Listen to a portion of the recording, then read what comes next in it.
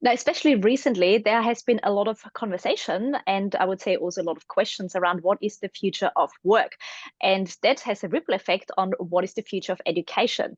With tools like generative AI now being available to mainstream, the question is what does it do to our careers, to our businesses, to our skill sets, and how can the education system to support us to future-proof ourselves? Now, today we're joined by somebody who I would say connect the two worlds of academia and the real world. We are joined by Dr. Michael Rosemann, who is the director of the Center for Future Enterprise and a professor for innovation systems at the business school at QUT, at the Queensland University of Technology here in beautiful Brisbane. Now, Dr. Rosemann's main areas of research are corporate innovation, ecosystems, revenue, resilience, process management, and trust management. And we are going through all of those insights. But more importantly, his most recent book, The New Learning Economy, is out and available and gives us a bit of an insight as to what does the future of education, in particular higher education, looks like when we don't know what the future of world is all about. So firstly, thank you so much for being here. It's a pleasure, Petra. I appreciate the opportunity. Thank you so much. Absolutely. I've known you now for a little while and followed your work, and I find fascinating the way how you research, how you find the next topic to dissect, I would say, to prepare not only the businesses that you work with and for, but also obviously the students for what's next. Most recently, the book has been published on the new learning economy. Now, can you give us a bit of a definition? What is the current and also the future learning economy in your books? So first of all, as you highlighted, we know more and more about the future of working. We don't know a lot about the future of learning. Our key idea was the way we do it right now probably won't be sustainable. And most industry sectors have undergone massive disruption and change. Let's say the car industry looks into mobility, the computer industry looks to cloud computing. But in the world of education, we still have that sort of upfront model. We send you to school, many of you we send to universities, and then we hope it will last for the rest of your lives. Now, we realize based on a product that literally depreciates quicker and quicker when the world is changing is a dangerous model. And this is why our book introduces the notion of what we call educational well-being. And so what you have in the physical world, we spend a lot of time over the last 50 or 100 years to teach people about nutrition, exercising, and most people know what a BMI is.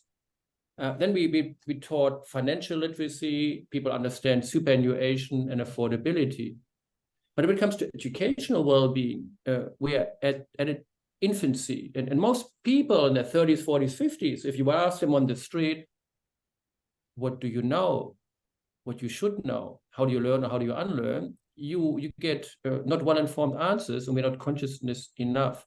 So the book is really motivated by the idea that educational well-being might be the third essential pillar in our future society. Fascinating. That is absolutely spot on. And you know, there is a lot of controversial conversation also around the value of higher education, because in the US, in Australia, higher education costs a lot of money. And the question is, does it prepare me or my children for what's next? Is it still up to date? The book also discusses 3 learning disorders of the current learning economy. Can you give us an insight as to what are learning disorders? So spot on, and we try to craft, let's say, a sense of urgency. Why would the sector move? And we said maybe for 3 reasons.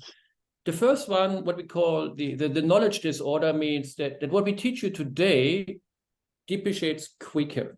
When you, let's say, get a bachelor in IT, things you might have learned 2 years ago might not be as current the day you graduate. I tend to joke, our students are like a used car. When you leave campus, you're losing value. Because knowledge renews itself and you without a upgrade to your degree down. And the second one is the experience disorder. There was a large bank here in Australia a few years ago. They laid off 6,000 employees, soon after hired 2,000, because they realized retraining the 6,000 was difficult. So they hired new talent. And you realize sometimes experience can be counterproductive. We think about experience as net beneficial, and people talk about the 20 years of experience as a sign of quality. Now, if you say I have 20 years experience in banking, energy, or other sectors, people might say, well, maybe you think in established patterns and you lack agility. And I need maybe current knowledge more than experienced knowledge. And the third and last disorder is what we call the consciousness disorder, meaning you don't know what you don't know. And even the most competent people are typically unconsciously competent. They're great in what they do, but they don't know why they are great. And what we say is very much like you need consciousness when it comes to your physical well-being. I know that I'm overweight. I know that I'm healthy. I know that I have enough savings. We need conscious competence. So the learning disorder or the knowledge disorder, the experience disorder, and the consciousness disorders are the three motivators for us that create a sense of urgency. I love those, and I love your honesty about it, because you are teaching at a university, and that's always seen as the golden gate, basically. And not many speak about what actually is the misconception or the preconceptions about going to university is still up to date and so forth. But you're spot on. The world of work has changed, and nowadays simply saying I've got this degree and 20 years of experience doesn't mean that much, especially when new and emerging technologies enter the market and completely change the way how we work and communicate and live. Plus, we've got 5 generations now in the workplace, and everyone's got different motivators and drivers for their own career. Like loyalty for the next 30 years to progress in an organization, it's probably not a thing anymore. So learning and education with that has to change. Now, in your ideal world, where do you see the future of learning education moving into to address what's happening in this fast changed market and economy? So first of all, I believe the way we educate right now will probably continue for quite a while. I assume that in 10 years, we have universities, we have 3-year degrees. Our point is less that we have to replace what we have, but that we have to add to what we have. And I think universities are still doing a great job, but we still have an opportunity to take part in a growing cake. The learning economy is probably a growing economy. We have more learners, maybe higher willingness to spend on learning. And so the question is, how does the future look like when this learning economy is growing? And for me, the ideal state is, it's a bit, in the future of work, we talk from employment to employability. And I think in the educational world, we need to move from I have a degree to I have a high state of educational well-being. But that means post my degree, I need a way to maintain that educational well-being. And so if I'm 2, 3, 10, or 20 years after my degree, how do I stay connected? And what we have done in our book, we said, if it's hard to find the new idea on the inside, because universities globally are very similar, you sign up, you enroll, and you complete with a degree. And that's the model that we see around the world. We need to be inspired from outside the world. So we look at 6 different organizations, their business models, crafted 6 attributes. And the book largely talks about a future that is probably a bit more globalized learning, a bit more peer-to-peer learning, continuous learning, and so on. So the point I want to make is we propose a world on top and not instead of the current world of education. I love this take on. I always say the higher you climb, the more it's about developing this parallel skill set, not instead of the technical skills. You still need a deep knowledge and expertise in an area. It doesn't take it away. But the higher you climb, the more it's about stakeholder management and communication and strategic thinking, and not necessarily doing. But you still need to understand what it's all about, because otherwise it's going to be hard. Correct. But they're sort of complementary skills, and people gravitate towards, let's say, I'm an engineer, I need, let's say, different types of skill sets, or the skills you describe, and we materialize this in, let's say, micro-credentials. We also make a point, but you also have to maintain your current skills. Let's say you might have communication skills, but in a world that, like what we do right now, involves communication that is from screen to screen and not face to face, you might need different communication skills. And so this is why one idea of our book was the upgradable degree. See, in my last MBA class, 10% of my students graduated 1 or 2 years ago. And I try to comprehend, well, I'm in my class, you just graduated, why are you coming back? And I said, we like learning, we didn't do that class, we want to stay in touch, in brackets, we want to maintain our educational well-being. Well, in the past, we would say goodbye to our customers and you became an alumni. And I believe this sort of, I want more of the same will continue. And we compare this to the software industry. You buy software and it's upgraded, but you still have a payroll package. You still have a logistics package. We don't give you something new. We just upgrade this. What if degrees could be upgradable? And you get an MBA 3.1 that becomes an MBA 3.2. And it wouldn't say, I did a degree 10 years ago. You would say, I upgraded my degree 6 months ago. I don't have 5 new certificates and micro-credentials, but my base qualification, business, nursing, engineering, is state-of-the-art.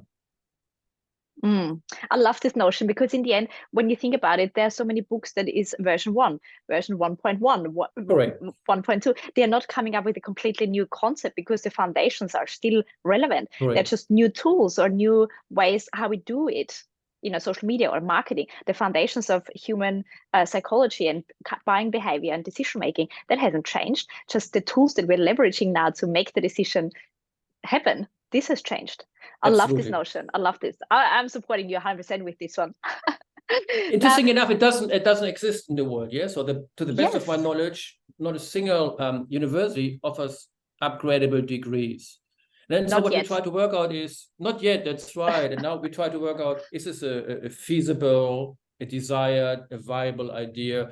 So the book is, let's say, a source of inspirations for what else could be done in the future. And I believe that the future of education will see more business model innovation, will see more continuous engagement, will see new services, new products. It might see new job descriptions. So you might have a personal coach in the morning, but maybe you need a learning coach. I don't know what I know. I don't know where I could learn. I never learned learning and unlearning, but maybe a learning coach could do the same to my educational well-being, like my personal fitness coach is doing to my physical well-being. That's such a fascinating approach and view on that topic. Like, honestly, I have not thought about it that way. I'm curious, just to deviate a little bit. There's been so much conversation about you need to build a T-shaped skill set. You need to have one specialization, but still understand the complementing disciplines around it. Is that still something that you would say is a good way to approach your skill development, or is it outdated?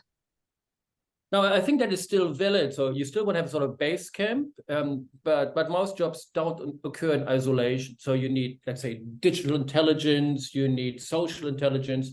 So of course you have that big horizontal bar. What might happen is that the pillar is slightly moving. So it's not just one pillar that gets very broader, but you might say, I used to be in that area, but now that the ground is shifting, it's not just the horizontal bar and one more, let's say, little micro skill on top. It's the base foundation that might shift. If let's say, I work in the automotive industry, and for the last 20 years, I've seen combustion engines. Guess what? I won't see them in 5 years. That is major surgery to my T. That is not like a bit of icing on the cake or the dot on the I. It is my pillar that is shifting.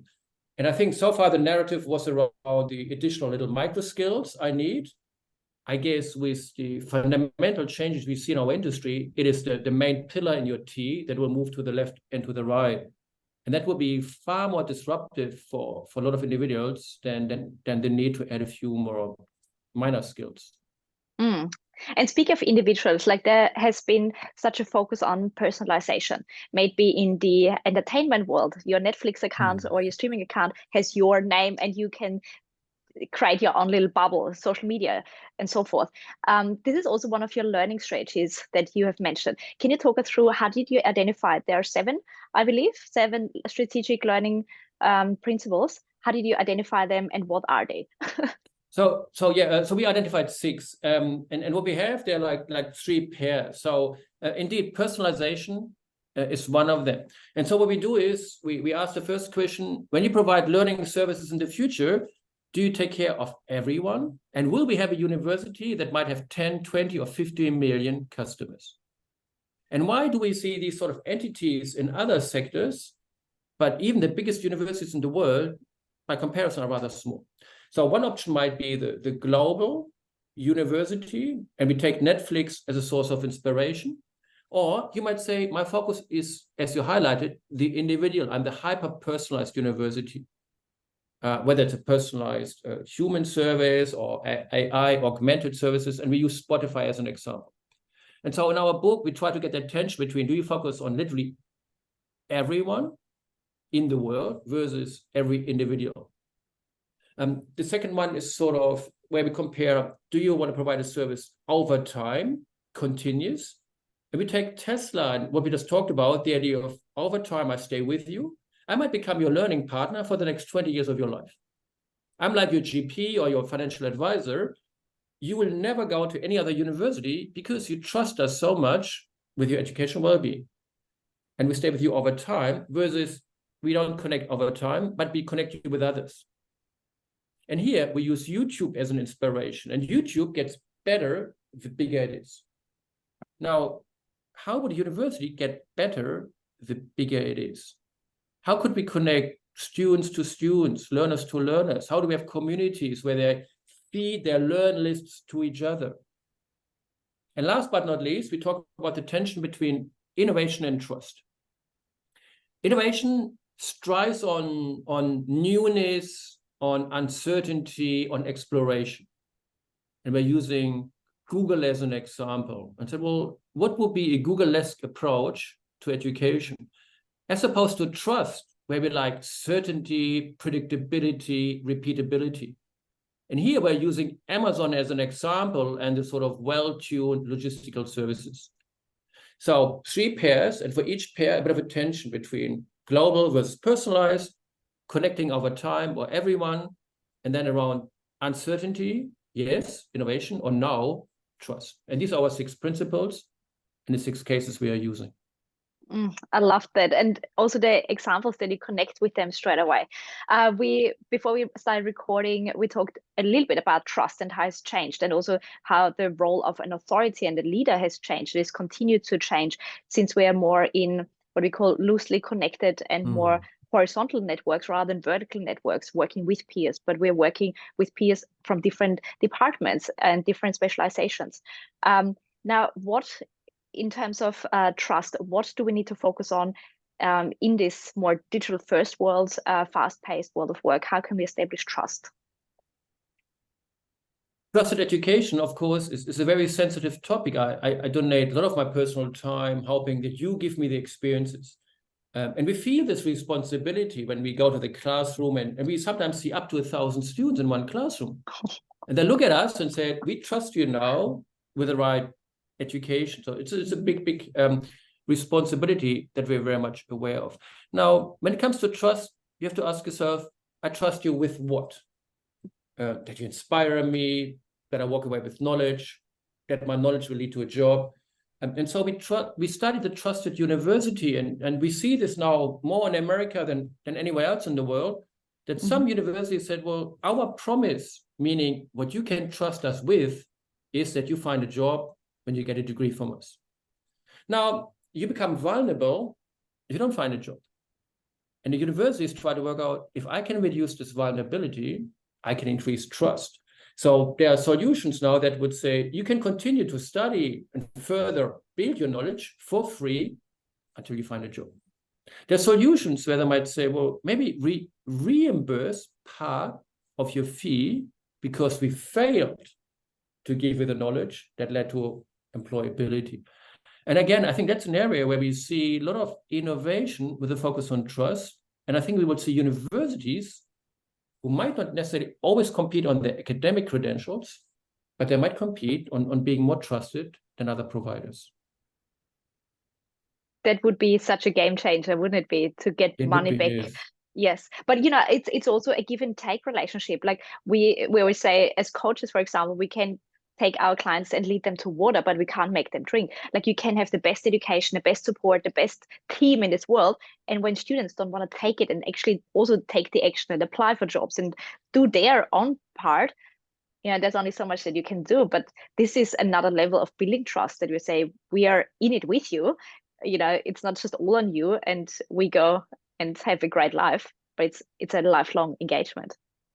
I mean, people in all kinds of sectors are vulnerable for many reasons, and the provider only has so much influence. But the art of managing vulnerabilities of your customers, of course, is at the core of the trusted enterprise. And as you highlight, these will be game changers. We don't see them a lot, but I guess universities will need to look for what differentiates them. And it might be not just the academic experience. It might not just be the physical campus experience. It might be the digital experience. It might be the global experience, or as I highlighted, it might be a very trusted experience. And so there will be more optionality and hopefully a bit more diversity in our global education systems as a result. Well, I'm waiting for this to happen, but we're not quite there yet. Now, let's address the elephant in the room. When would it be wise for somebody who is kind of here in this mid-stage of their career? When would it be wise to go back to university, get a formal degree like an MBA or even an undergrad? And when would it be better to upgrade their skill set with micro-credentials or short courses? Or when would you just learn without a degree? So when I go for a walk in the morning, you see a lot of people hopping, jumping, skipping, and running. But when they finish and come home, they don't get a stamp. They do this, well, they enjoy it, or they know it's good for them. So at our open day, I spoke to students, and when we asked them, what degree would you like? They said, well, I'm not sure, but I like learning. And then so maybe we move to a world where it's sort of a on-demand learning, subscription models, continuous learning, but you don't learn and say, I have to do these number of hours. So after a few weeks, I get a micro-credential or micro-degree or a proper degree, and then I'm finished. I think Nike has this T-shirt that says, there's no finish line. But in the education world, we give you the illusion of a finish line. And maybe that is counterproductive, especially if we strive towards educational well-being. And in a world where learning matters more than the achievement, the degree, then we're getting closer to educational well-being. So I suggest to everyone, make educational well-being as important as financial and physical well-being. If that means you need to learn, or if that means you need a degree. Some people are just healthy. Other people go for 2 weeks to a wellness farm. And the same is true in the world of education. I think this is such a relevant approach to looking at it, because you're right. We're seeing a degree as is the end line, and then I've got it all. But as we know from the Dunning-Kruger effect, we think we know it all when we just start something, and then we've got no idea actually what we are doing, and simply upgrading. And this is unfortunately with a few professions that you have to invest in person development points. So you're forced to learn, but then in so many other industries, you're not. But it should be part of the experience that you want to learn. That's also a bit of a gamification effect, that I have another point or a star or whatever it might be, because that makes us to come back and we enjoy the experience and not just trying to tick a box and then move on with our lives again. Yeah, that's well said. And this idea of, do you change because you have to or because you want to? Is it urgency or ambition? And I totally agree that the more it's I want to, the better. But I also agree with you. We need to make education more gameful, more exciting, more addictive, and work on ongoing retention strategies that, again, in comparison to maybe other sectors, are still at the beginning to emerge in our sector. Absolutely. And I think it would also have a ripple effect on corporate learning, because there's still so many corporate learning systems that are boring, they are archaic, it's not relevant. So of course people are just like ticking and flicking that they get through the program, but that's not the idea of learning. Now, you also work with industry a lot.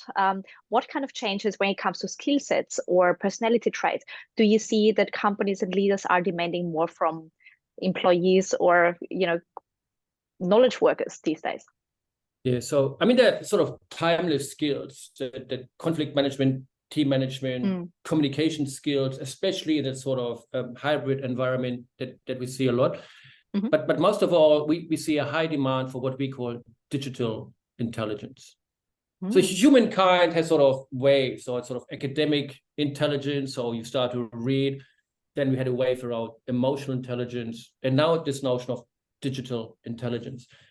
One example in a case we study and describe in our book is a large engineering company in Europe, 20,000 employees worldwide, and they have a digital driver license where you conduct 60 hours of learning. They are optional, not mandated, and when you're finished, you get a digital driver license. But of course, such a driver license can expire, and it expires after 3 years. And in this organization, there will be jobs, projects, promotions that require a digital driver license. Mm-hmm. And this is their attempt to make sure that you're up to date.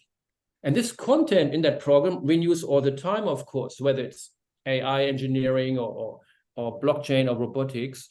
Interesting enough, the HR department did this so well in 5 languages for more than 10,000 people now that they sell this content, the digital driver license, to other companies.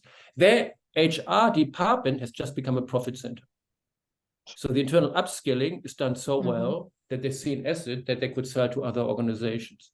So that shows you also the revenue potential around educational assets and how all of a sudden organizations that have never been in the education sector entering the education sector. That's fascinating. You know, the HR, even marketing, they're usually seen as the cost centers. They've got no idea. They're so disconnected and so forth. But if they play an integral part of making their business more sustainable, helping them grow, having also a more revenue-driven component and capability towards it, that would make companies a lot more resilient, because you're right. You have to work across all different departments. You don't just work on this department skill and then everything works well. Yeah, so I think we quoted a Dutch philosopher who said, learning is the new source of competitive advantage. And the learning enterprise will be the enterprise that knows what business models or digital technologies are at our disposal. And those companies who can take what the outside offers to the inside faster than the rest will have an advantage. And this is why I think conscious learning, chief learning officers, conscious orchestrated upskilling, and capitalizing on learning will become significant for corporations across all sectors in the entire world. That's probably a controversial question, but given we've got now access to OpenAI like ChatGPT, we can't compete with learning all the knowledge or retaining all the information that we can now access in just literally a couple of seconds. What's your take on generative AI and any kind of learning models? So first of all, learning is more than just putting content in your brain. With ChatGPT, we take ChatGPT as a sort of symbol for what's emerging. Generative AI and the ability that machines can do things that were unthinkable. We now need to work out how, as humans, we deal with this massive disruption and sort of how do I entertain a good conversation with ChatGPT is something we need to learn. We will not be able to compete on maybe certain abilities, let's say scanning the internet, of course. But we need to teach you how to chat with ChatGPT, very much how we taught you how to drive a car or how to use a computer. And so that we are a very smart agent who gets the most out of ChatGPT is something that needs to be taught. But the curriculum for how to deal with generative AI, again, is at the absolute infancy. And whether it's we left the farm to the factory, we left the factory to the office, we just need to work out what's the next higher ground for us humans, and there will be plenty. We just, instead of being scared or denying it, need to be proactive. And we as universities have an obligation to quickly work out how do you get the most out of ChatGPT and what skills, what conversational skills do you need to have a conversation with such a automated agent. Absolutely. Well, honestly, this conversation has been nothing but fascinating, and I'm so looking forward to continue the conversation and also following your research. If there's only one thing that you would love listeners to take away when it comes to learning, upskilling, future of work, future of careers, what would that be? I would reiterate consciousness around your educational well-being. Ask yourself, what's the state of your educational well-being, and make it as important as the amount of time and efforts you put into looking after your physical shape and your financial status. That would be my really one recommendation to all of you. Oh, that's a great recommendation. Thank you so much for your insights and input. I will obviously put the link for the book in the show notes. But what is the best way for people to connect with you, learn more about your research and your recent work? So first of all, this book, of course, was co-authored with my close friend, Martin Betts. Martin Betts, Michael Rosemann, entered in Google, you'll find us easily. We are very happy to have a conversation. We don't know what we don't know, and every conversation is a tremendous source, like the last 40 minutes or so that we just had, for us to learn a lot. So we equally appreciate this, but if you enter the new learning economy, our names, you easily find us. Excellent. Well, thanks so much for being here and sharing all your insights. Absolute pleasure. I appreciate the opportunity, Petra. Thank you.